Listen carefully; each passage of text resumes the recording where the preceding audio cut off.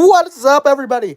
Today we are going to be reacting to the most terrifying animals you've never heard of. These are animals that we've never seen before. Frederick, we just discovered that there are terrifying animals that most average people like you have never heard of. Never heard of average. What are you? Let's get into it.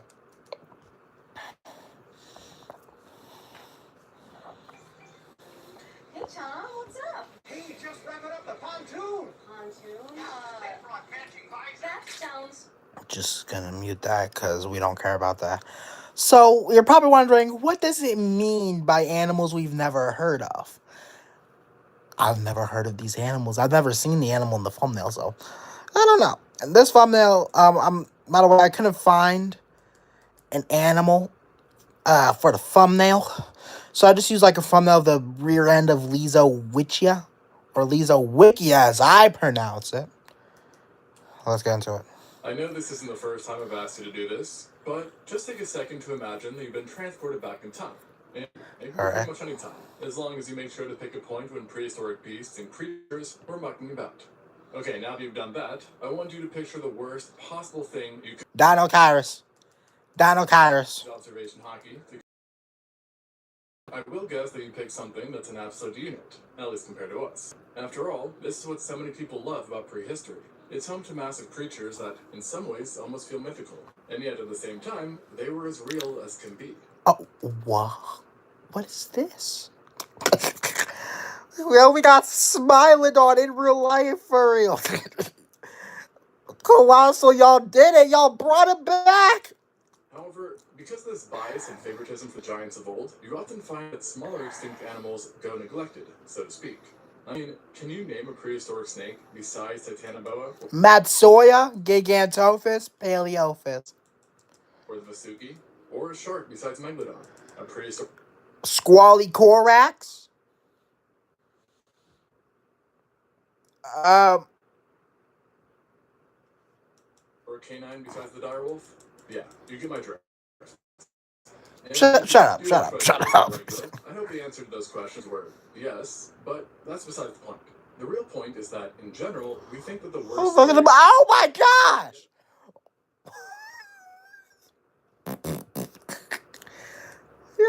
I'm fine. We were just gonna get a little clip with a little baby hominid. The point is that, in general, we think that the worst scary... Where did Dinotherium come from? Oh yeah, what's up, guys? My name is Dinotherium. I'm actually farly related to elephants. I'm not actually like an elephant. Is Dinotherium an elephant? I know it's like a dinophere, I think. I don't think it's a proboscidean though, so I think the answer is no. I mean, I did see Walking. I don't remember this. I watched Walking with Beasts, and I don't remember this.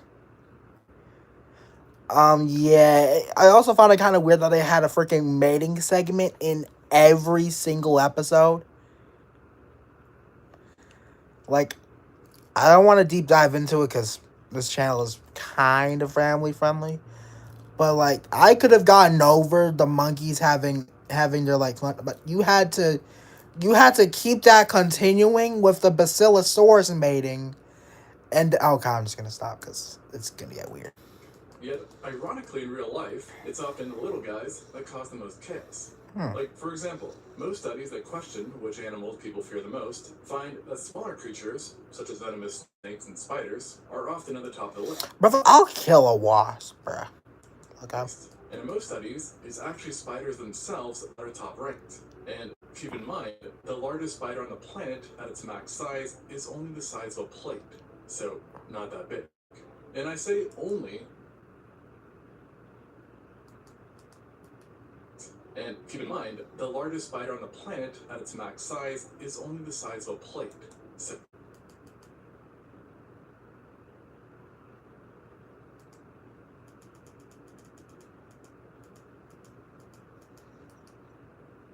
Let me just... I think I hear something. Well, let's just slow down. Not my fan. I think I hear something else. And in most of studies, it's actually spiders themselves Not this, that hold are up. top ranked. And keep in mind, the largest spider on the planet at its max size is only the size of a plate. So, Think, not this, not the clicking. Just turn down the volume. Quick, guys, turn down the volume real quick. Trust me. Only the size of a plate, man. What do you mean? Look at it. Look at it. Only look at it compared to your. You are lying, bro. Oh my gosh. This may be Rage Bay twin skull emoji. not that big. And I say only because while this is definitely unsettling, it illustrates how something that is just plate size can be scarier to many. What are you talking about? Just plate size. Do you know how big a plate is? Plates vary in size, you know. Golly. An elephant. Said hi, hello. To wonder. We always hear about the giant nightmares of prehistory, but Dear what about gosh. the little nightmares? And this led me down a path of researching what exactly were. You mean them ugly mosquitoes from Dinosaur Revolution that sucked the blood out of that lizard and just left it freaking dead? Yeah, I actually watched Dinosaur Revolution. I was gonna watch it with my with my grandma, but we kind of like I love that. Yeah, I also streamed it until I got copyrighted. Maybe I should have like flipped back and forth with my face or I should have just covered like, or I should have just like turned off my I should have just turned off my screen like this and just and so y'all could just hear my reaction.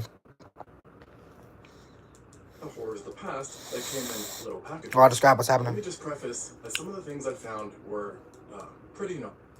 What the is that? What is this? It looks like. What's that thing with like the pom things that like pull like the stuff into its mouth and just like stick it into its mouth like it's on like a little spoon. I don't know what they're called, but I think they're like maybe like some type of anemone or like limpet or barnacle or something. However, I also found that each was gnarly for a different reason. Some looked horrifying, others dished out proportionally devastating damage for their size, and then there were others that blended a bit of everything together. Yeah. Sorry guys, disclaimer, this is not huge. It's right down there, but yeah, this is just Dinosaur Revolution.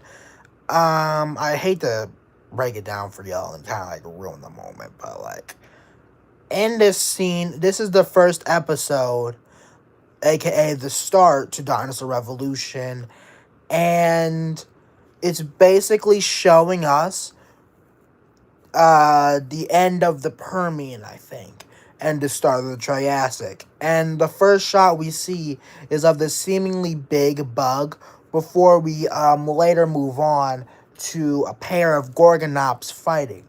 The Gorgonops were about to fight over this carcass until a meteor or something hit in between them. So now the Gorgonops are running, and an asteroid / meteor hits one of them and kills it, but the other one escapes, or so we think, until some seismic activity happens, and it splits open the earth and like a bunch of lava just disintegrates it. That sounds like a fever dream, I know, but it's true. Look it up. Like a good place to start. It's on a YouTube. Country that is still well known for harboring its fair share of nightmares. And yes, you probably guessed it right. Australia. Yep, the land of Nope, as I like to call it, has a lot of questionable creatures even now. Yet at the same time, mixed in there are some animals that most people are not afraid of, and actually, which many admire, such as the koala, wombat, and of course, the kangaroo, Australia's national animal, which, by the way, actually outnumbers humans, with their population hovering around 50 million. And okay, I have no problems. this fact might not sound so bad, seeing that they're herbivorous and can be low-key kind of cool, but a while back, 50 million kangaroos would have been a bit more upsetting. Well, actually more like a lot, thanks to the existence of a genus known as the Echoltodelta, an interesting little guy that lived within Australia. Is this the thing from Prehistoric Planet Season 3? Q&A sticker. I don't want to add no Q&A sticker. Get out of my face. I hate these stupid features. From the late Oligocene all the way to the So Miocene me to period. try it. But to be honest, it's But as I was saying, is this thing... Hold up. Sorry. Is this thing like from Prehistoric Planet? Is that the thing from Prehistoric Planet? The carnivorous kangaroo? It's a kangaroo, as it was actually just a close relative, belonging to the same superfamily, but falling into the more specific group known as the Hypsoprymnodontoidea, a family of marsupials that is still alive today, but is only represented by one living genus, the musky rat kangaroo, which obviously has no relation to rats, but looks a bit like them, hence the name. Now, Echoltodelta, on the other hand, definitely looked more like a kangaroo than a rat, as it kind of stood like. Brother, ew. Why is your teeth jutting out of your face? Have you ever heard of an enamel? Well, just with a more low-down crouch, almost giving it the appearance that it was up to no good. And let's just say, it wasn't, as despite being no heavier than a pug, it was much feistier and off-putting. This marsupial was not a leaf lover, but rather a bloodthirster, or at least that's the hunch. You see, within the skull of every Echoltodelta, there were highly specialized chewing teeth that seemed to... Yeah, I can still step on this thing, though. I don't care how cute it made it look. Hold up, let's go back. And let's just say, it wasn't, as despite being no heavier than a... You can see how cute it looks there? I don't care. I'm still stepping on it. This thing is a literal ankle biter. Pug. It was much feistier and off-putting. This marsupial was not a leaf lover, but rather a bloodthirster, or at least that's the hunch. You see, within the skull of every Echoltodelta, there were highly specialized chewing teeth that seemed to have evolved for the sole purpose of shearing through flesh while spying down. And not only this, but they seemed strong enough built to munch on copious amounts of meat as well, rather than being limited to a few scraps. And this was the first good sign that we had a carnivorous kangaroo on our hands. But perhaps it was a scavenger, or at least one can hope. And to that I say, what? Why are you putting good in quotation marks? We can kill this thing easily. 50... Okay, like, sure we can't kill, like, 54... Like, 50 something of these. But, like, one... It's done. Can you press play? Probably. Dear gosh. As if you looked just a little over from the chompers, you would have found the mother of all premolars. And what I mean by this is that each and every Echoltodelta had giant oversized premolars that were sharpened to be like spears, and jutted out of its mouth just like, well, a spear. And, can you guess? Then again, hold on, though. As I was saying, have you ever heard of a mammal? They kind of, like, cover up your teeth. Then again, Smilodon didn't have enamel covering its teeth, and neither did Homotherium, I don't think. I mean, never mind. Homotherium did have lips. Smilodon did, but okay. Just how paleontologists believe that it actually uses teeth? Yep, like a spear. It's Oh my thought the gosh. Echoltodelta would essentially shank its prey to death, while also stabbing any threat that got too close. So, probably do well in London. Just kidding. But anyways, so definitely one marsupial I'd have steered clear away from. This is Proleopsis, a very close genus. So it's not the one from Prehistoric Planet, but it's closely related to the one from Prehistoric Planet. I got you. Play. Oh my gosh.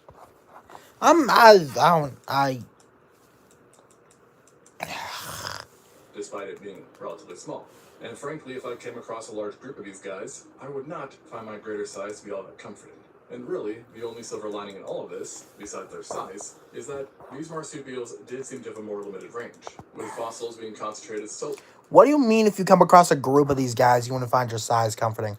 Step on them. Kick them. Bite them if you have to.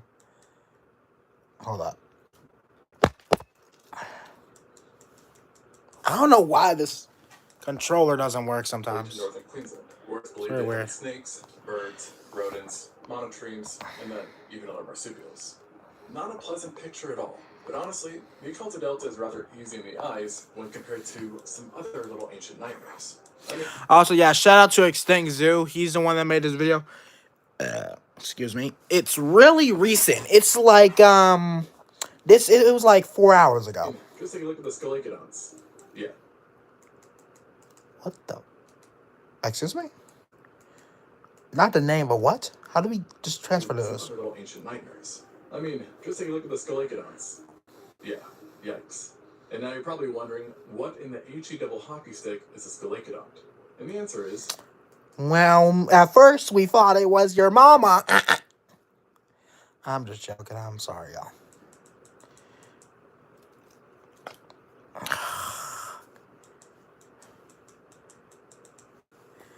Oh my gosh. This remote is just being incompetent today, because of course it is. The unnervingly common relic of the past. Sorry, I hear all this clicking and stuff. It's just... genus, but simply is the name for the fossil-like jaw pieces of predatorial polypete annelids. In other words, do what now? segmented worms. And we actually still have these guys around, as there are still animals Ew! who, from just one look, should be able to tell you why I'm considering Scolicodons to be little nightmares.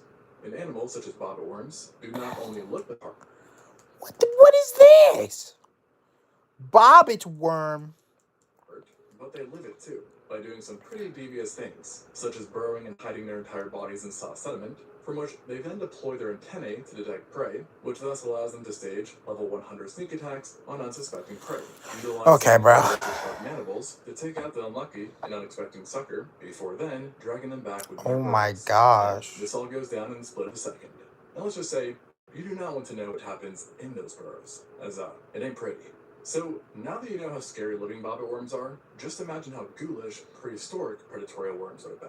And although this group is still around in some form to fear, the reason why the prehistoric situation was much worse is because Scolicodons have gotten rare in time when compared to previous periods. Meaning, really? as you go back in time, the might of these worms just grows and grows. And of all the geological periods that come and go, there was a clear point in time.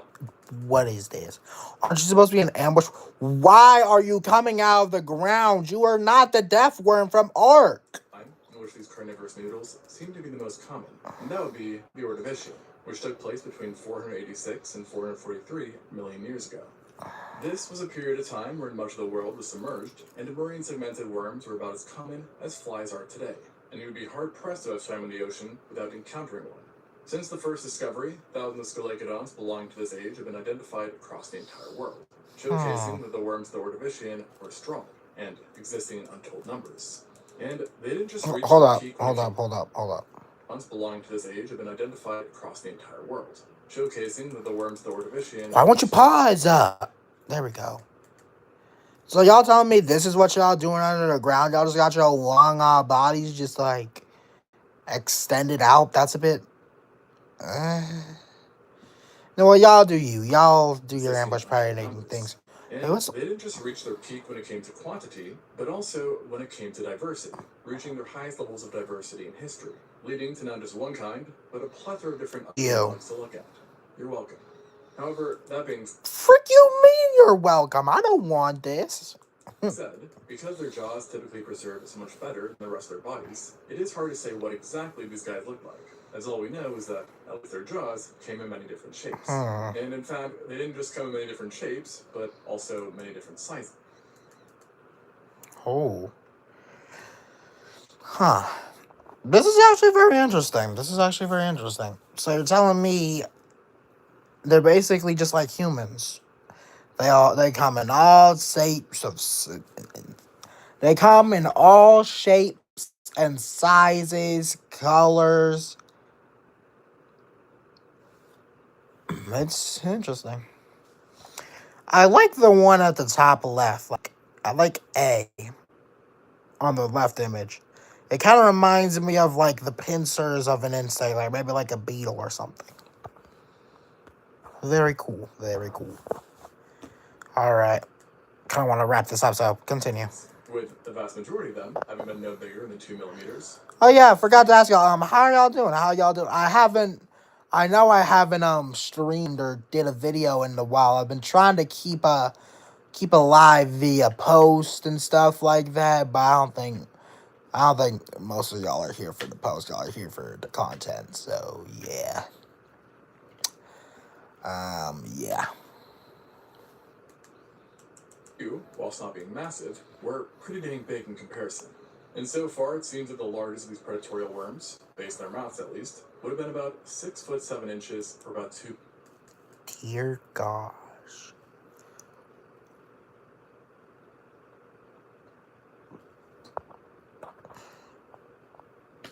6 feet long? Are you kidding? That is the height of a person. Brother, ew. Oh, wait, this thing kind of looks like A. Like, the pincer mouth.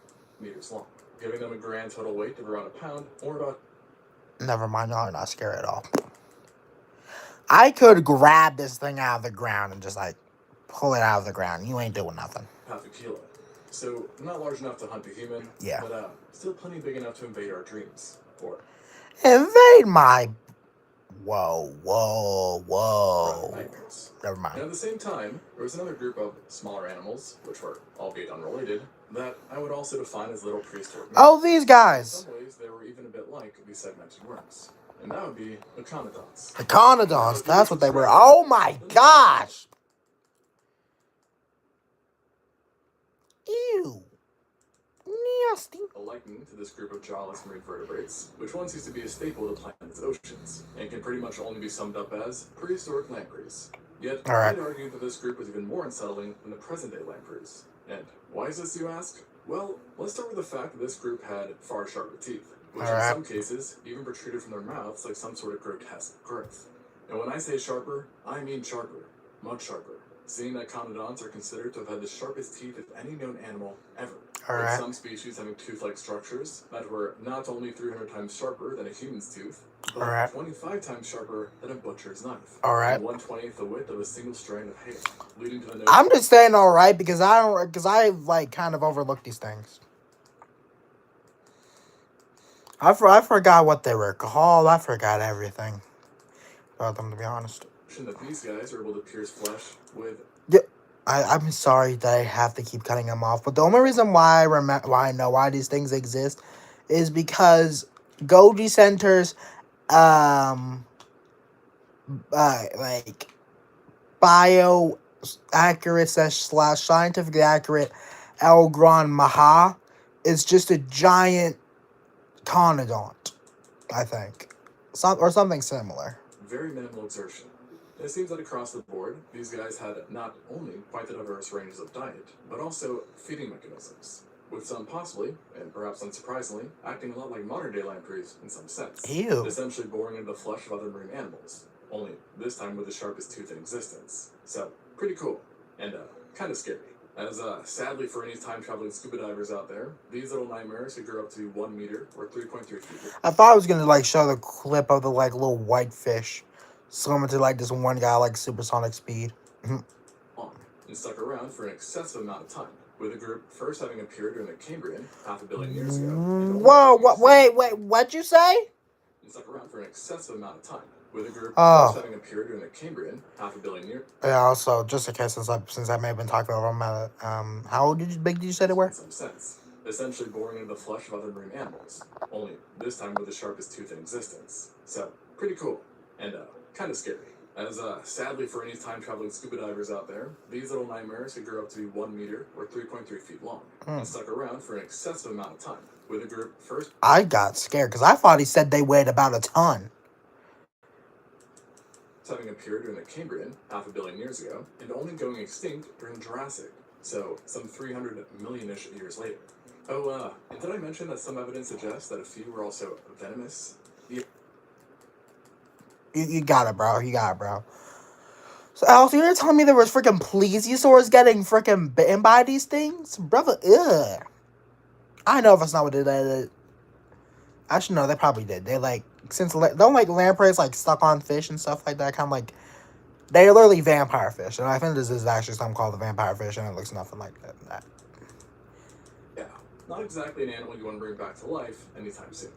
On the flip side is animals like the conodonts, which makes you a bit more tolerant to the fact that we still do have some little nightmares like lampreys, as the alternative seems not much worse. And I find a similar thing occurs with modern day. Why are you showing me bugs getting it on, dude? I do not want to see this. Bugs.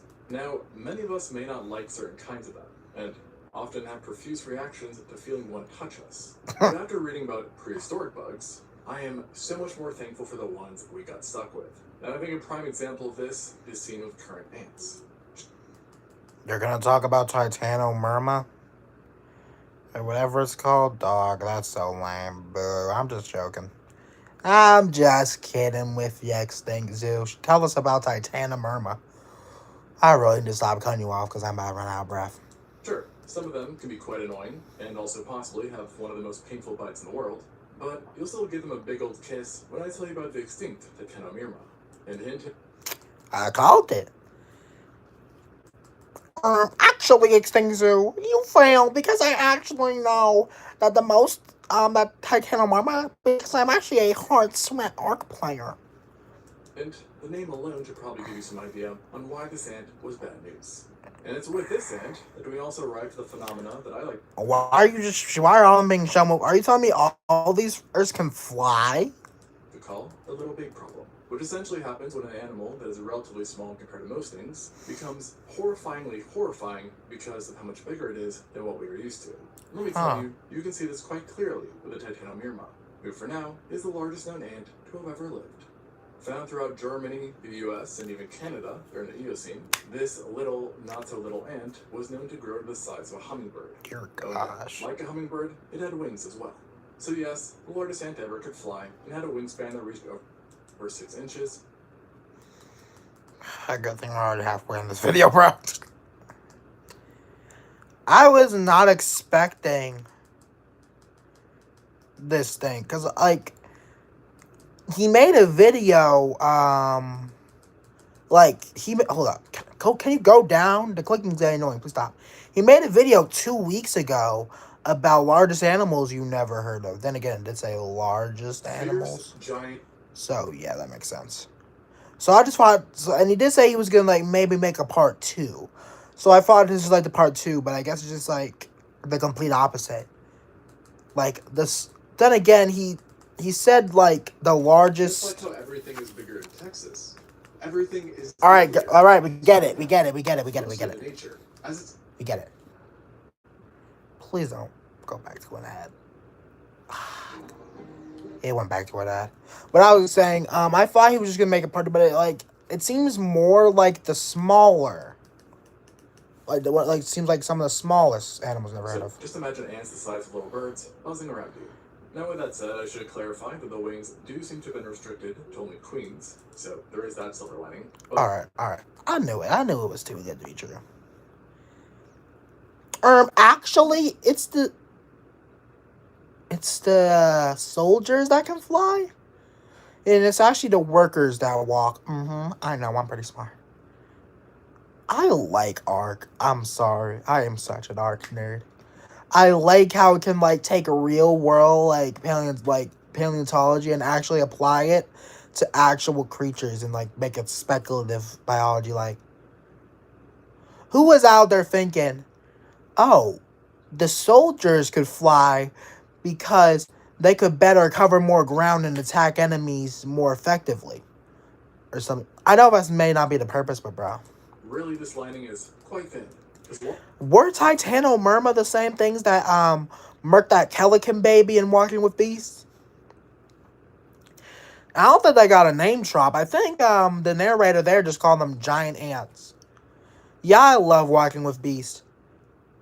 I actually saw it, like, when I was very young. I think it was, like, I think I was, like, one of them kids who grew up with, like, old, now, like old dinosaur documentaries that are now being, like, wow, that's so cool. Like, man, this thing was, like, a product of its time.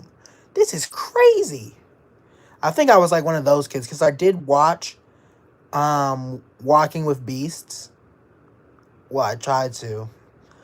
And I did, like, a little while back, somewhere in 2025, there's, like, this channel on Pluto TV called, Dinosaurs 24/7, and on that, I did watch it. I also watched it with my grandma. And yeah. Let's